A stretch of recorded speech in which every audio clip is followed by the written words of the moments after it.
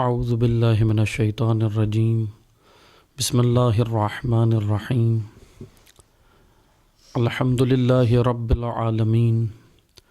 الصلاۃ والسلام علی اشرف الانبیاء والمرسلین وخاتم النبیین سیدنا و مولانا علی رسولہ الکریم واہل بیتہ الطیبین الطاہرین المعصومین المظلومین اما بعد فقال اللہ تبارک و تعالی فی کتابہ المجید و فرقانہ الحمید بسم اللہ الرحمن الرحیم الرحمن علم القرآن خلق الانسان علمہ البیان الشمس والقمر بحسبان والنجم والشجر یسجدان والسماء رفعها ووضع الميزان اللہ تطغوا فی المیزان واقیموا الوزن بالقسط ولا تخسروا المیزان والارض ووضعها للانام فیہا فاکہۃ والنخل ذات الاکمام والحب ذو العصف والریحان فبأی آلاء ربکما تکذبان۔ صدق اللہ العلی العظیم۔ محترم سامعین کرام، السلام علیکم ورحمۃ اللہ وبرکاتہ۔ الحمدللہ اللہ تعالیٰ کی توفیق سے آپ کی خدمت میں موضوع گفتگو جو ہم عرض کر رہے ہیں سورہ مبارکہ رحمان قرآن مجید کا 55واں سورہ ہے، 55 نمبر سورہ ہے، اور اس کی طالب علمانہ تشریح اور تفسیر لطف الہی سے آپ کی خدمت میں ہم بیان کر رہے ہیں، اور اس میں ہم آیہ 9 تک آپ کی خدمت میں آیہ 10 تک آپ کی خدمت میں ہم بیان کر چکے تھے۔ گزشتہ درس میں ہم نے یہاں تک پہنچے تھے کہ سورہ رحمان کی آیت نمبر 10 کو ہم نے وضاحت کی تھی آپ کی خدمت میں کہ وَالْأَرْضَ وَوَضَعَهَا لِلْأَنَامِ، کہ وہی ہے خدا کہ جس نے زمین کو تمام خلائق کے لیے بنایا، زمین کو وضع کیا اور خلق کیا۔ نعمتیں پروردگار عالم کی بے حساب ہیں جو شمار میں نہیں آ سکتیں، اور خداوند تبارک و تعالی نے انہی نعمتوں کا تذکر اس سورہ کے اندر انسان و جن دونوں کو، اپنی ان مخلوقات کو کرایا ہے۔ اور اس آیت میں ہم یہاں تک پہنچے تھے کہ اللہ تعالیٰ نے زمین کی خلقت کے بارے میں، یعنی یہ آیت جیولوجی کی آیت ہے، دراصل علوم کی اگر ہم آج کی زبان میں اس کی تقسیم بندی کریں اور آج کی زبان میں اگر ہم اس کو بیان کریں، جو علوم آج ہمیں سوسائٹی کے اندر، اپنے معاشرے کے اندر نظر آتے ہیں، تو گزشتہ آیات کے اندر اللہ تعالیٰ نے میزان کا بھی ذکر کیا، ایک قانون میزان، اس کی بھی وضاحت ہم کر چکے ہیں۔ آسمان کا ذکر کیا، ایسٹرو فزکس کی آیات ہیں، شمس و قمر کا ذکر کیا، اور نجم و شجر کا ذکر کیا۔ اب جو آیات ہیں، آیہ نمبر 11 سے اب ایک اور مطلب یا مزید دیگر نعمتیں اللہ تعالیٰ نے اس میں بیان کی ہیں۔ آیہ 10 میں جب زمین کے اوپر زمین کی بات اللہ تعالیٰ نے شروع کی، زمین کی آیت کہ وَالْأَرْضَ وَوَضَعَهَا لِلْأَنَامِ، کہ زمین کو اس نے تمام خلائق کے لیے وضع کیا اور بنایا۔ اب جو آیت ہے وہ بہت ہی خوبصورت آیات ہیں دیگر بھی۔ آیہ 11 کے اندر اللہ تعالیٰ کا فرمان ہے فیہا فاکہۃ والنخل ذات الاکمام، یعنی اب اللہ تعالیٰ نے فاکہہ کا ذکر کیا اور پھر اس کے بعد نخل کا ذکر کیا ذات الاکمام۔ فاکہہ عربی زبان میں کہتے ہیں ہر قسم کے پھل کو، فروٹ کو، جو ہم یہ نعمت ہے جو ہم کھاتے ہیں، جس کو تناول کرتا ہے انسان، فاکہہ کہتے ہیں ہر قسم کے پھل کو۔ پھر اللہ تعالیٰ نے کہا کہ اس فاکہہ پہ ہم نے کیا کیا، یہ فاکہہ ہم نے دیے تمہیں، پھل فروٹ دیے، یہ نعمتیں دی، پھل میوے دیے۔ والنخل ذات الاکمام، اور پھر ایک الگ سے ایک نعمت کا ذکر اللہ تعالیٰ نے کیا کہ اب اس کے اوپر مفسرین نے مختلف آراء اپنی پیش کی ہیں۔ ذات الاکمام، نخل کے بارے میں بعض مفسرین نے اس کو میوے سے تعبیر کیا ہے کہ جو میوے وغیرہ نعمت الہی ہم جس کو تناول کرتے ہیں اس سے، لیکن الگ سے ذکر کرنے سے مراد جو ہے وہ اس کے اوپر بعض مفسرین یہ کہتے ہیں کہ یہ یہاں پر نخل سے مراد کھجور کو کہا گیا ہے، خصوصی طور پر جو ہے وہ کھجور کی بات کی گئی ہے کہ ہم نے فاکہہ تمہیں نعمت دی، پھل دیے، فروٹ دیے، اور وَالنَّخْلُ ذَاتُ الْأَكْمَامِ، یعنی کھجور کے جو غلافوں کے اندر، اکمام یعنی ایک ایسے تمہیں پھل فروٹ اور میوے اور کھجور عطا کی جو ذات الاکمام، اکمام لفظ کم سے ہے، کم عربی زبان میں اس آستین کو کہتے ہیں جو ہاتھوں کو چھپا لیتی ہے لغت کے اعتبار سے۔ میں بار بار آپ کی خدمت میں یہ بیان کر رہا ہوں، یہ مطلب کہ کچھ مفہوم آیات کے یا عربی زبان کے قاعدہ کچھ یوں ہیں کہ بہت سارے الفاظ عربی زبان میں ایسے ہیں جو اس کی خصوصیات کی وجہ سے جو ہے وہ استعمال کیے جاتے ہیں۔ الفاظ مثلاً بعض الفاظ ایسے ہوتے ہیں جو کل بیان کر رہے ہوتے ہیں لیکن ہم اس کو جو ہے وہ مثلاً محدود کر دیتے ہیں کسی ایک چیز کے ساتھ، جیسے ہم نے پچھلی آیات میں آپ کی خدمت میں بیان کیا تھا، چھٹی آیت میں اسی سورہ کی اللہ تعالیٰ نے جو بیان کیا کہ وَالنَّجْمُ وَالشَّجَرُ يَسْجُدَانِ کہ نجم و شجر اس کو سجدہ کر رہے ہیں۔ تو یہاں پر جیسی ہم نے آپ کی خدمت میں ہم بیان کر چکے ہیں، میں دوبارہ اس کی مثال صرف دے رہا ہوں کہ جیسے نجم کا معنی آیا تھا تو نجم کہیں پر قرآن کریم نے ستارے کو بھی لیا ہے نجم کے معنی میں، اور اس آیت میں جب سورہ رحمان کی چھٹی آیت ہے تو اس میں اللہ تعالیٰ نے نجم اس کوپل اور اس خوشے کو لیا ہے جو اپنا سر جو ہے وہ باہر نکالتی ہے اس بیج سے، اور اب نجم کہیں پر ستارے کے لیے ہے، کہیں پر اس کوپل کے لیے ہے، لیکن اصل جو کلی معنی یا خصوصیت نجم، لفظ نجم کی خصوصیت یہ ہے کہ یہ لفظ نجم ان چیزوں کے لیے استعمال کیا جاتا ہے جو اپنا سر نکال کے ابھر آئیں، جو پھوٹتی ہیں، جو پھوٹ کر نکلتی ہیں، پہلے پنہان ہوتی ہیں اور پھر عیاں ہو جاتی ہیں، ایسی اشیاء کے لیے لفظ نجم استعمال کیا جاتا ہے۔ لیکن بہرحال پھر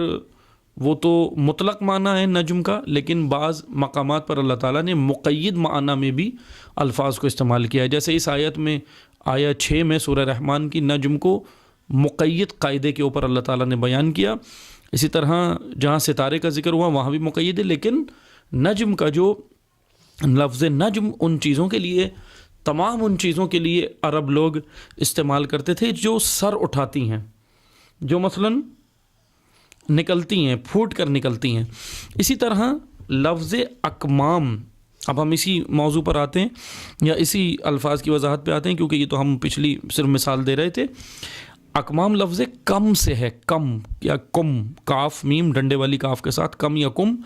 اس کو آستین کے معنی میں بعض عرب لوگ لیتے تھے اس کو، یعنی جیسے ہم قمیض پہنتے ہیں تو اس کی آستین ہوتی ہے جو ہاتھوں کو چھپاتی ہے، لیکن آستین ہی کو کم نہیں کہتے تھے عرب لوگ، ہر اس چیز کو کم کہتے ہیں جو چھپا دیتی ہے، یا میں اور اس کا سادہ معنی کروں غلاف، جیسے ہم تکیوں کے اوپر، تکیے ہوتے ہیں، تکیے کے اوپر غلاف چڑھاتے ہیں، آستین، جیسے ہم قمیض پہنے ہیں تو قمیض کی آستین ہوتی ہے باقاعدہ، کیونکہ آستین ہاتھ کو چھپانے کا کام کرتی ہے، اور وہ غلاف جو تکیوں کے اوپر ہم چڑھاتے ہیں وہ تکیے کے اندر کے حصے کو چھپانے کا کام کرتی ہے۔ یا جس طرح ہم دیکھتے ہیں کہ ہم رضائی بنواتے ہیں، اس کے اندر روئی بھری جاتی ہے تو اوپر اس کے رضائی پر روئی جب وہ بنی جاتی ہے تو اس کے اوپر غلاف چڑھایا جاتا ہے، یعنی لفظ کم در اصل غلاف کے معنی میں استعمال کیا جاتا ہے، اور یہاں پہ بھی کم سے مراد یا اکمام یا اکمام سے مراد وہ غلاف ہیں جو پھلوں کو چھپا دیتے ہیں، یعنی ایسے پھل، ایسے فروٹ، ایسے میوہ جات کہ جو جن کی خلقت غلافوں کے اندر ہوتی ہے، اور پھر اس اکمام کی وجہ سے مفسرین کہتے ہیں کہ یہاں جو وَالنَّخْلُ ذَاتُ الْأَكْمَامِ جو اس آیت میں کہا گیا ہے وہ دراصل کھجور کو کہا گیا ہے، کیونکہ کھجور ایک تو یہ کہ عرب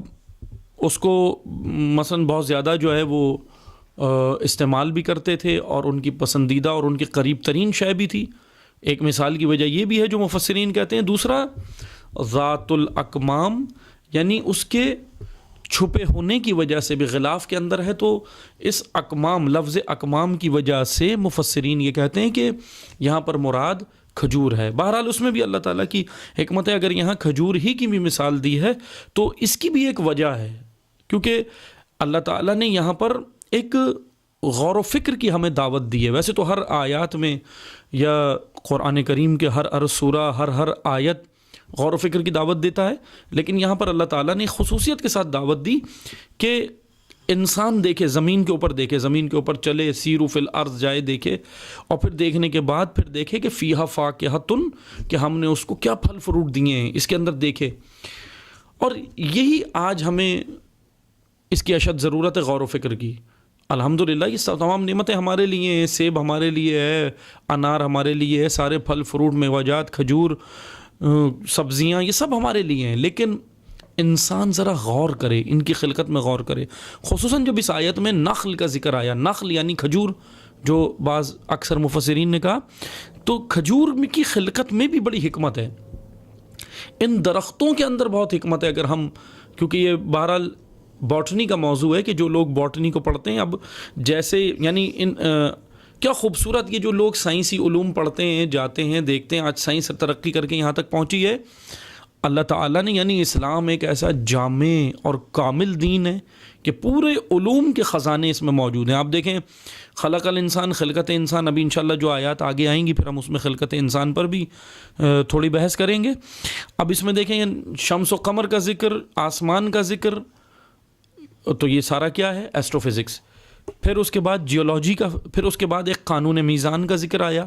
یعنی کہ یہ کہہ لیں کہ موریلٹی، سوسائٹی کے اندر موریلٹی، اخلاقیات، میزان، موریلٹی کا ذکر آ جاتا ہے. یہ بھی علم اخلاق کا ذکر، علم ایسٹرو فزکس کا، یعنی کہ علم فلکیات کا ذکر. پھر اس کے بعد جب ہم آگے بڑھتے ہیں تو ارضیات، علم ارضیات یعنی جیولوجی، والارض، زمین کے اوپر دیکھو. پھر اب اور آیت میں جب ہم آگے آتے ہیں، 11ویں آیت میں آتے ہیں، 12ویں آیت میں، تو اب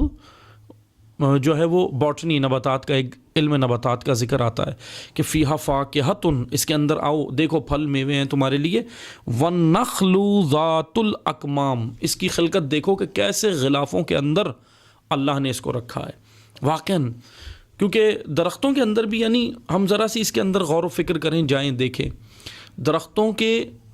اندر بھی اللہ تعالیٰ نے ایک قانون رکھا ہے. یعنی کوئی بھی شے خداوند تبارک و تعالیٰ نے ابس خلق نہیں کی، بلکہ اس کی حکمت ہے. مثلا یہ کھجور کی خلقت آپ دیکھ لیں، کھجور کی خلقت کے اندر اللہ تعالیٰ نے کس طرح رکھا ہے. ایک گھٹلی ہوتی ہے، گھٹلی کے اوپر پورا پیسٹ چڑھتا ہے، پیسٹ کے اوپر ایک چھلکا ہوتا ہے، جھری چھلکا، ایک ہلکا چھلکا ہوتا ہے، جو کام یہ کرتا ہے کہ اس پیسٹ کو، جو کھجور کی پیسٹ ہوتی ہے، وہ گھٹلی کے اوپر اس کو یکجاں رکھتا ہے، چسپا کر رکھتا ہے، چپکا کر رکھتا ہے خلقت کے دوران. پھر اس کے اوپر ایک بڑا یا مرکزی اس کا چھلکا ہوتا ہے، کور ہوتا ہے. آپ اگر دیکھیں تو کتنا ہلکا سا ہوتا ہے، معمولی سا. انسان اس کو ہاتھ سے بھی اس چھلکے کو چیر سکتا ہے، اور اس کو منہ میں ڈال کر اپنے دانتوں سے بھی اس چھلکے کو چیر سکتا ہے. اگر میں بہرحال دانت کی بھی مثال نہ دوں، کیونکہ دانت بھی ایک ذرا قوی چیز آ جاتی ہے انسان کے وجود میں. ہاتھ کو لے لیں، ہاتھ سے وہ 2 انگلیوں سے اس کھجور کے چھلکے کو، جو اوپر اس کا مرکزی کور ہے، چھلکا ہے،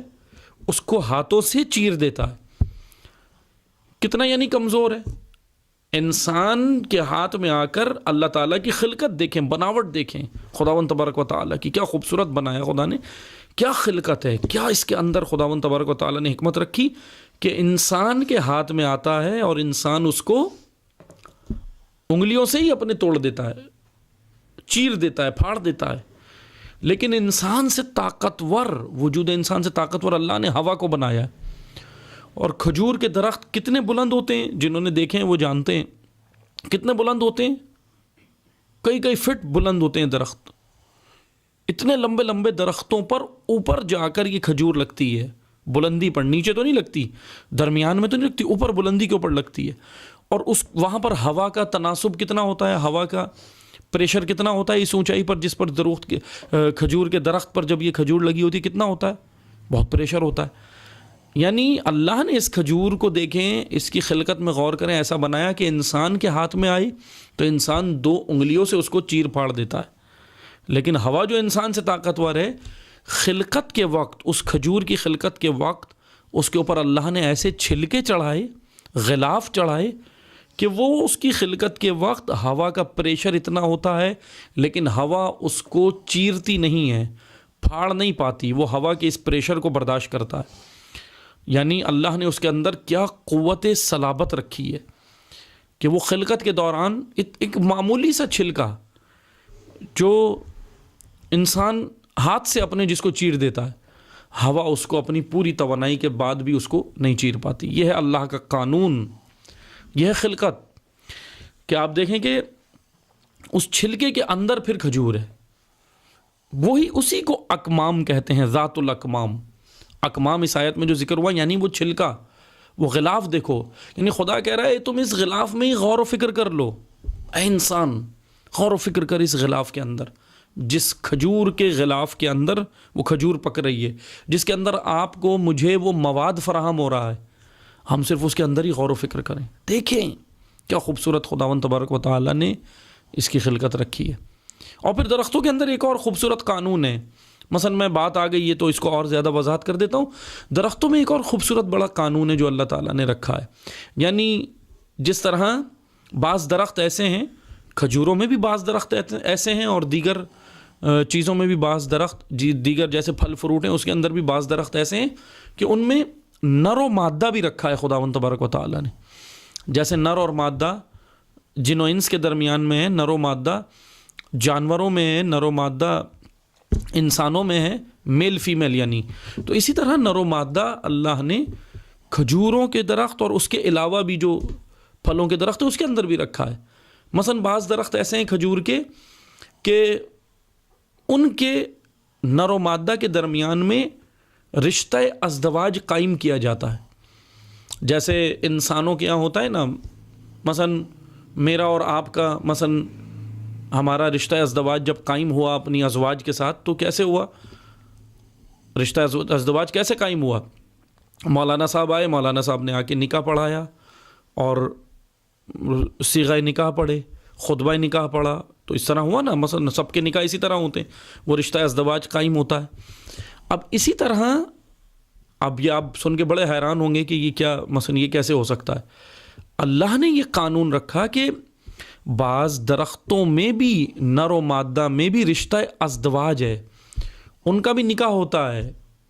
اب لیکن وہ نکاح ایسے نہیں ہوتا، درختوں کے درمیان میں کوئی مولوی صاحب نہیں ہے. کبھی آپ یہ سمجھیں کہ درختوں میں بھی کوئی مثلا قاری صاحب ہوتے ہیں، درختوں میں بھی قاضی صاحب ہوتے ہیں یا مولانا صاحب ہوتے ہیں، جو ایک درخت کا مولانا صاحب ہوتا ہے وہ آ کے ان کے درمیان میں نکاح پڑھاتا ہے. نہ ایسا نہیں ہے، وہ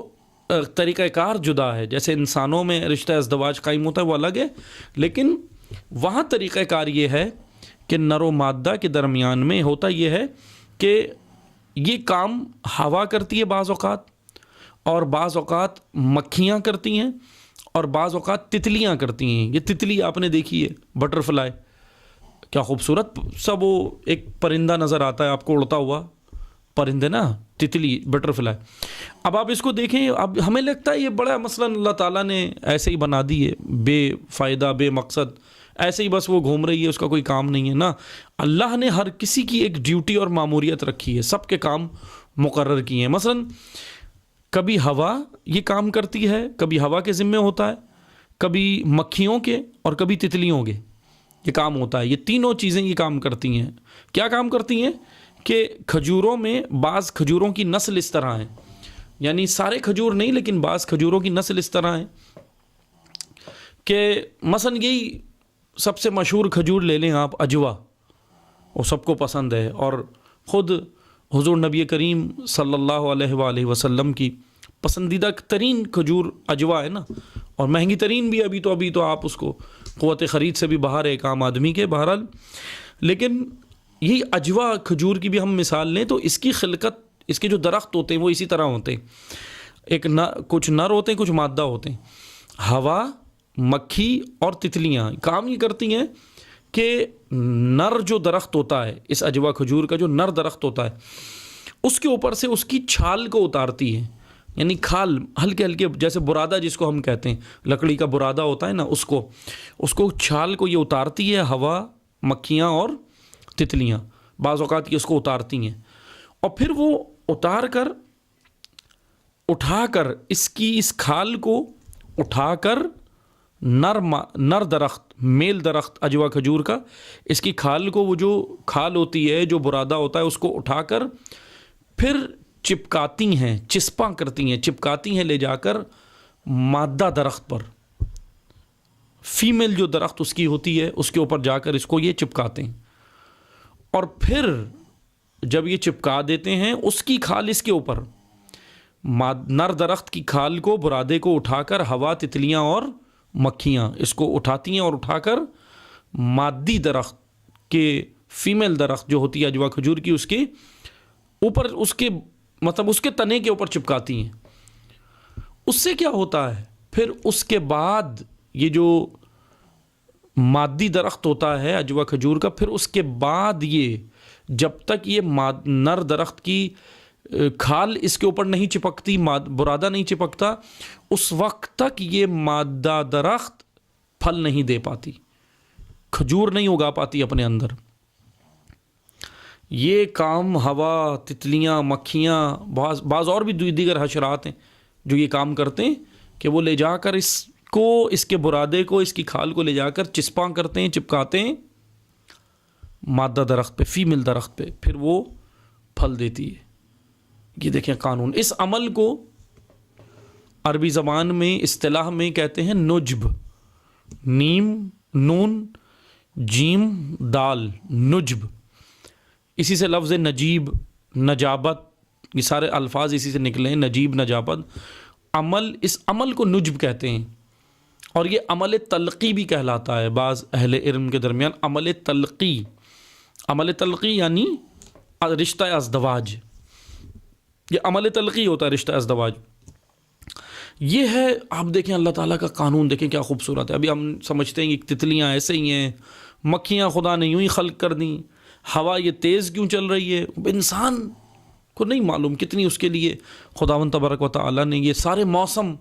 گرمی زیادہ ہو جائے تو مسئلہ، سردی زیادہ ہو جائے تو مسئلہ، نہ ہو تو مسئلہ، بارش ہو تو انسان کو سکون نہیں ہے، نہ ہو تو مسئلہ، لیکن ہر موسم میں، ہر چیز میں اللہ تعالیٰ نے خوبصورت قانون اپنا رکھا ہے، خلقت کا قانون ہے۔ آپ عزیزان محترم یہ دیکھیں خداوند تبارک و تعالیٰ نے یہ قانون رکھا ہے۔ اسی طرح یہ میں نے آپ کو ایک مثال دی ہے، یہ کیا عمل ہے؟ نر و مادہ کے درمیان میں یہ جو ہو رہا ہے یہ ہے نجب، نجابت۔ یہ اصیل درخت کہلاتے ہیں، بعض اوقات اس کو عرب کہتے تھے اصیل درخت، اصیل یعنی نسلی، جن کے اندر یہ عمل نجب ہوتا ہے، نجابت ہوتی ہے، اس کو اصیل درخت کہتے ہیں عرب لوگ۔ جیسے بعض گھوڑے، عرب کو کیونکہ گھوڑوں کا بھی بڑا شوق تھا، ابھی بھی ہے، جیسے پسندیدہ جانور عرب کے اونٹ، گھوڑا، یہ سب تھے، جیسے بعض گھوڑے عرب لوگ خریدتے تھے، آج بھی کرتے ہیں یہ کام وہ، تو گھوڑوں کے اندر وہ اصیل نسل کو دیکھتے ہیں، یعنی ایسا اصیل نسل جو وہ بہت ہی مہنگا ترین گھوڑے ہوتے ہیں جن کی یہ خرید و فروخت کرتے ہیں، اصیل نسل کے دیکھتے ہیں، ان گھوڑوں کو بھی نجیب یا نجب کہا جاتا ہے، ان گھوڑوں کو بھی عرب لوگ اپنی اصطلاح میں اس کو کہتے ہیں نجب یا نجیب۔ اسی طرح درخت کو بھی کہتے ہیں اس درخت کو کہ جس کے اندر عمل تلقی ہوتا ہے، یعنی جس کی کھال نر سے اتر کر مادے پر چسپاں ہوتی ہے، اور اگر یہ چسپاں نہ ہو، یہ کھال نہ چپکے، تو وہ مادہ پھل نہیں دے گی، کھجور نہیں دے گی۔ اسی طرح اور بھی درخت ہیں، مثلا اور پھل فروٹ ہیں، جیسے آپ لوگ یہ ہم سب استعمال کرتے ہیں، کیلا ہے، وہ ہم تو بس ہمارے سامنے آیا، ہم نے اس کو لیا، کھا لیا، لیکن اس میں بھی بعض کیلے کے اندر بھی اس طرح کی جو ہے وہ اقسام ہے، بہت ساری اقسام ہیں اس کے اندر، جس میں سے ایک قسم یہ بھی ہے، اس کی بھی مثلا خلقت اسی طرح ہوتی ہے کہ ایک درخت لگایا جاتا ہے۔ اب جو بعض کسان لوگ ہیں جو زمینوں پہ کام کرتے ہیں وہ یہ چیزیں جانتے ہیں کہ ایک نر ہوتا ہے اس کے اندر درخت، ایک مادہ ہوتا ہے. اب ہر اس میں نہیں ہوتا، ہر کیلے کے درخت میں نہیں ہوتا. اور بعض اوقات تو کسان لگا رہے ہوتے ہیں لیکن ان کو شناخت بھی نہیں ہوتی کہ یہ مثلا نر مادہ ہے یا کیا ہے، کیونکہ انہوں نے اپنی اصطلاحات میں، کسانوں نے اپنی اصطلاحات میں وہ لگایا ہوا ہوتا ہے. کیونکہ ظاہر سی بات ہے پڑھے لکھے نہیں ہوتے تو وہ اپنے حساب سے ہی کوئی نہ کوئی نشانی لگا لیتے ہیں کہ مثلا اس درخت کے اندر یا اس جڑ کے اندر یہ خصوصیت ہے تو یہ ہے، فلاں خصوصیت تو یہ ہے، پھر وہ اس حساب سے اس کو فاصلے پہ لگاتے ہیں. لیکن بیچ میں درمیان میں 6-7 فٹ کا 5 فٹ کا فاصلہ رکھا جاتا ہے ان دو درختوں کے اندر جب کیلے کے لگائے جاتے ہیں. اب یہ ہر اس میں نہیں ہے، ہر کیلے کے اس میں نہیں ہے، بلکہ بعض اس طرح ہیں، بعض اقسام کیلے کی اس طرح ہیں کہ جس کے اندر کچھ اقسام کے اندر ایسا ہوتا ہے کہ ایک درخت لگایا جاتا ہے، پھر اس سے 5 فٹ یا 6 فٹ کے فاصلے پر دوسرا درخت لگایا جاتا ہے. پھر اس کے درمیان میں جب ان دونوں کے اندر عمل تلقی ہوتا ہے، یہ نر و مادہ ہوتے ہیں، لیکن میں نے کہا نا کہ کسان اپنے طور پہ اس پہ نشانیاں لگاتے ہیں تو وہ سمجھ رہے ہوتے ہیں کہ یہ شاید جو ہے وہ کوئی اور مسئلہ ہے یا کیا ہے. وہ اتنی زیادہ ظاہر سی بات ہے دقیق گہرائی میں نہیں جاتے، لیکن ان دونوں کے درمیان میں عمل تلقی ہوتا ہے، وہی نجابت ہوتی ہے، وہی نجب ہوتا ہے کہ مادہ نر کی کھال مادہ پہ چسپاں ہوتی ہے، یہ عمل تلقی ہوتا ہے، یہ رشتہ ازدواجیت ہوتا ہے، یہ زوج اور زوجہ کا رشتہ ہوتا ہے. پھر اس کے اندر ایک عمل یہ ہوتا ہے. اب بعض دیکھ رہے ہوتے ہیں کہ 5-5 فٹ کے 6-6 فٹ کے فاصلے پہ کیوں لگا دیا درخت، بیچ میں کیا ہے، کیوں فاصلے پہ لگا رہے ہیں، بھائی برابر میں لگا دیتے. تو اس کی ایک حکمت ہے، وہ یہ ہے کہ ان دونوں درختوں کو جب فاصلے پہ لگایا جائے تو ان دونوں میں عمل تلقی یا نجب یا نجابت ہوتی ہے. پھر ان کے درمیان میں ایک چھوٹی سی کونپل اور درخت نکلتا ہے، وہ پھل نہیں دیتا، وہ بس نیچے درمیان میں قائم ہوتا ہے. اور پھر اس کے بعد ان دونوں درختوں کے اوپر پھل آتا ہے، کیلا آتا ہے. وہ کیا ہے بیچ میں، وہ ان دونوں کے درمیان میں یہ کہہ لیں کہ یہ ان کا ایک جنین یا بچہ ہوتا ہے جس کو یہ جنم دیتے ہیں. پھر وہ جب تک نہ ہو عمل تلقی کے بعد، یہ بیچ میں درمیان میں 5-6 فٹ کے فاصلے کے درمیان میں جب تک یہ عمل مثلا یہ جنین نہ ہو، یہ متولد نہ ہو، یہ ان کا چھوٹا سا کونپل یا بچہ، تو اس وقت تک یہ دونوں کیلا نہیں دیتے، اس وقت تک یہ کیلا ان کے اوپر نہیں اگے گا. کیا شان ہے خداوند تبارک و تعالیٰ کی کہ اللہ تعالیٰ نے اس طرح ان کی خلقت رکھی ہے. دیکھیں، غور و فکر کریں، اللہ تعالیٰ نے یہی کہا ہے وَالنَّخْلُ ذَاتُ الْأَكْمَامِ. دیکھو آ کر غلافوں کے اندر چھپے ہوئے ہیں، ان غلافوں کو دیکھو. اللہ نے یہ غلاف اکمام کیسا مضبوط بنایا، ہوا پھاڑ نہیں پاتی، اور اتنا بھی مضبوط نہیں بنایا کہ انسان بھی اس کو چبا نہ پائے، کھا نہ پائے. انسان ہاتھوں سے چیر دیتا ہے، ہوا پریشر سے اس کو پکتے ہوئے نہیں چیر پاتی. اتنا خوبصورت اکمام بنایا ہے، وہ غلاف، وہ پردہ اللہ تعالیٰ نے غلاف ان کے اوپر چڑھائے. والحب، اب ایک اور چیز اللہ تعالیٰ نے بیان کی، والحب، ہر قسم کے دانے جو زمین میں رکھیں. ذوالعصف، عصف پتوں اور گھاس کے وہ اجزاء جو گھاسوں سے الگ ہوتے ہیں.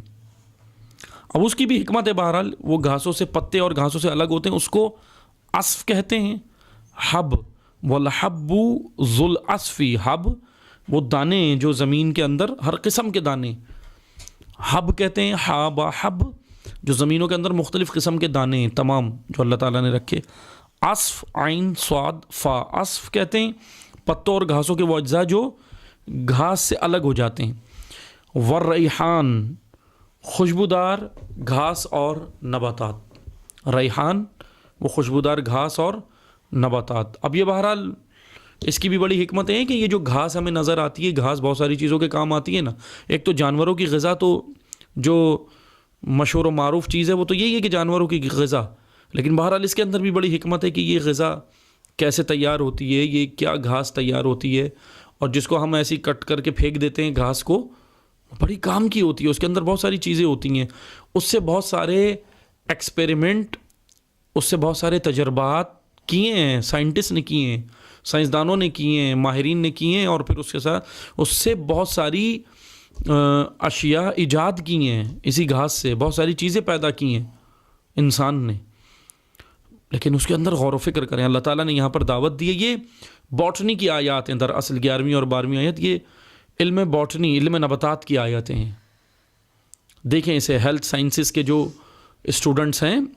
وہ دیکھیں سائنسز کے اسٹوڈنٹس کے اللہ تعالیٰ نے کس طرح اس میں بیان کیا ہے، اور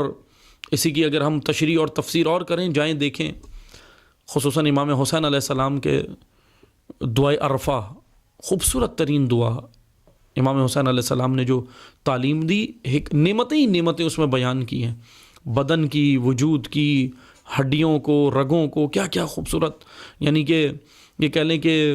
میڈیکل امام حسین علیہ السلام نے بڑی خوبصورت بیان کی، اس کے اندر دیگر چیزیں بیان کی، نعمتیں بیان کی، اور پھر کہا کہ میں تیری کس کس نعمت کا شکر ادا کروں۔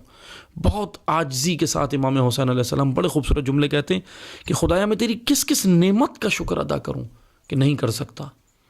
نہیں کر سکتا۔ پھر ایک جگہ پر تو امام سید الساجدین علیہ الصلاۃ والسلام فرماتے ہیں، بہت خوبصورت جملے ہیں، کہتے ہیں کہ پروردگارا میں تیری نعمتوں کا شکر ادا کیسے کروں، کہ یہ شکر کی توفیق ملنا بھی تو ایک نعمت ہے۔ اللہ اکبر، واقعاً یہ شکر کی توفیق شکر یہ خود ایک نعمت ہے، یہ اگر کسی کو مل جائے، نہیں ملتی بعض لوگوں کو، لیکن جس کو مل جائے تو یہ ایک نعمت ہے۔ اسی طرح اور خطبات دیکھیں، امیر المومنین علیہ السلام کے خطبات ہیں، اسی طرح جناب فاطمۃ الزہرا سلام اللہ علیہا کے جو خطبہ فدق، آپ مشہور ہے نا تاریخ میں خطبہ فدق، اس کے اندر خلقت بیان کی، کائنات کی خلقت بیان کی، کیا خوبصورت علوم بیان کیے ہیں۔ بہرحال آیا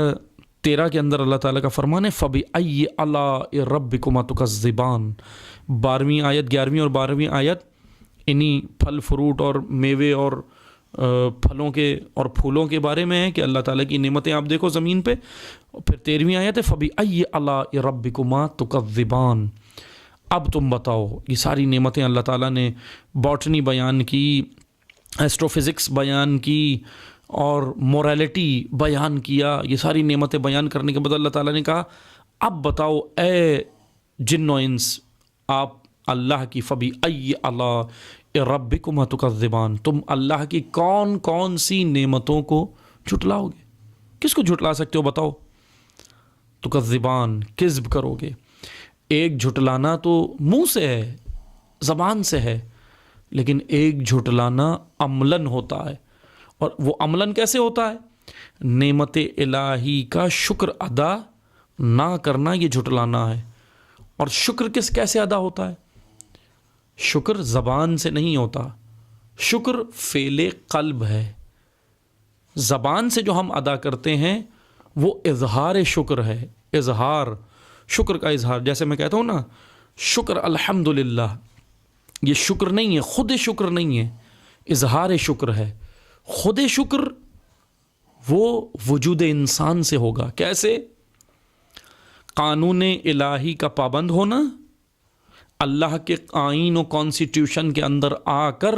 زندگی بسر کر کے عبد خدا بننا، الہی قوانین کے تحت اپنے آپ کو ڈھالنا اور معاشرے کی تربیت کی کوشش کرنا، اسے بھی ڈھالنا، یہ ہے حقیقی شکر نعمت کا۔ خدا نے اگر آپ کو مجھے علم کی نعمت دی تو اس علم کو جان کر، پہچان کر عمل کرنا اور دوسروں تک پہنچانا، ان کو بھی جہالت کے اندھیروں سے نکال کر نور علم میں لے کر آنا، عملاً لانا، یہ ہے نعمت کا شکر۔ ورنہ علم اپنے آپ تک محدود کر دینا یہ شکر نہیں ہے، زبان سے کہہ دینا شکر یہ اظہار شکر ہے۔ کوئی بھی نعمت اللہ تعالیٰ نے جو آپ کو نعمتیں عطا کی ہیں، اس نعمت کو اس کے حقیقی در تک پہنچانا، یہ ہے شکر نعمت، یہ ہے شکر نعمت۔ بہت ساری چیزیں اللہ نے آپ کو مال عطا کیا ہے، مال میں سے حصے ہیں، خود آپ کا ہے، گھر والوں کا ہے، راہ خدا کا ہے، مومنین کا ہے، مسلمین کا ہے، یہ حصے نکالنا، ادا کرنا، انفاق کرنا، خمس و زکوٰۃ کے معاملے میں صاحب استطاعت ہیں تو خمس و زکوٰۃ کے معاملے میں ٹیڑھا پن نہیں دکھانا بلکہ اس کو ادا کرنا، یہ ہے مال کا شکر۔ اسی طرح اور جتنی نعمتیں، اولاد کی احسن طریقے سے تربیت کرنا، اللہ کی راہ پہ اس کو ڈھالنا، یہ ہے شکر، اولاد جیسی نعمت کا شکر۔ ورنہ مل گئی اولاد مجھے اور آپ کو اور میں نے کہا شکر الحمدللہ، یہ اظہار شکر تھا ابھی، لیکن اولاد کو واقعاً عبد الہی بنانا، راہ خدا پر چلانا، تربیت اس کی قانون الہی کے مطابق کرنا، یہ ہے حقیقی شکر۔ بس عزیزان محترم، یہ آیت یہاں پر رک رہی ہے۔ 13ویں آیت پہ ہم مطلب کو روکتے ہیں کہ تم اپنے پروردگار کی کون کون سی نعمت کو جھٹلاؤ گے۔ جھٹلانا یہ ہے کہ میں نے اولاد مجھے خدا نے عطا کی، میں نے اس اولاد کو راہ خدا کے مطابق تربیت نہیں کی، اپنے فرائض میں نے ادا نہیں کیے، یہ ہے تکذیب نعمت، جھٹلا دیا میں نے۔ مال میں نے اس کو اس کے حقدار تک نہیں پہنچایا، یہ ہے تکذیب نعمت، جھٹلا دیا میں نے۔ علم کو میں نے چھپا لیا، دوسروں سے چھپا لیا، بیان نہیں کیا، وہاں تک ان کو نہیں لے کے آیا، معاشرہ تباہ ہو رہا تھا، میں نے صلاحیت مجھے اللہ نے دی تھی، آپ کو دی تھی، ہم جس کو بھی دی تھی، اور میں نے اس معاشرے کو تباہی سے نہیں نکالا، علم کی روشنی میں نہیں لایا، یہ ہے تکذیب نعمت۔ شکران نعمت اور کفران نعمت۔ شکران نعمت عملی طور پر عملی طور پر معاشرے کو الہی بنانا، خود بھی الہی بننا، معاشرے کو بھی بنانا، یہ شکران نعمت۔ خود بھی الہی قوانین سے دور رہنا اور معاشرے کو بھی دور رکھنا، یہ ہے کفران نعمت۔ اصل یہ ہے شکرانے اور کفران نعمت۔ شکر و کفر اس طرح ہوتا ہے۔ خداوند تبارک و تعالیٰ نے یہاں یہی کہا کہ بتاؤ، نعمتیں ہیں، زمین میں نعمتیں ہیں، آسمان میں نعمتیں ہیں، تمام جگہ اللہ تعالیٰ نے تمہارے لیے نعمتیں رکھ دیں، ان نعمتوں کو حاصل نہ کرنا، ان نعمتوں کے اوپر ریسرچ نہ کرنا، ان نعمتوں پہ تحقیق نہ کرنا، ان نعمتوں کو نکال کر مستفید نہ ہونا، نہ دوسروں تک پہنچانا، یہ ہے تکذیب نعمت۔ اسی لیے تو خدا نے کہا بتاؤ کون کون سی نعمتوں کو جھٹلاؤ گے، بتاؤ کون کون سی نعمتوں کو جھٹلاؤ گے۔ فَبِأَيِّ آلَاءِ رَبِّكُمَا تُكَذِّبَانِ، اے جن و انس، دونوں سے خدا مخاطب ہے، جنوں سے بھی اور انسانوں سے بھی، کون کون سی نعمتوں کو جھٹلاؤ گے، بس ہمیں یہاں غور و فکر کرنا ہے۔ بہرحال اگلی آیت پھر خلقت انسان کے موضوع پر ہے، خلقت جن کے موضوع پر ہے، اور پھر انشاءاللہ پھر آیات چل رہی ہیں باقی۔ آج درس کو یہیں روکتے ہیں آیت 13 پر، انشاءاللہ باقی آیات اللہ تعالیٰ کی توفیق سے آپ کی خدمت میں اگلے درس میں عرض کریں گے۔ والسلام علیکم ورحمۃ اللہ وبرکاتہ۔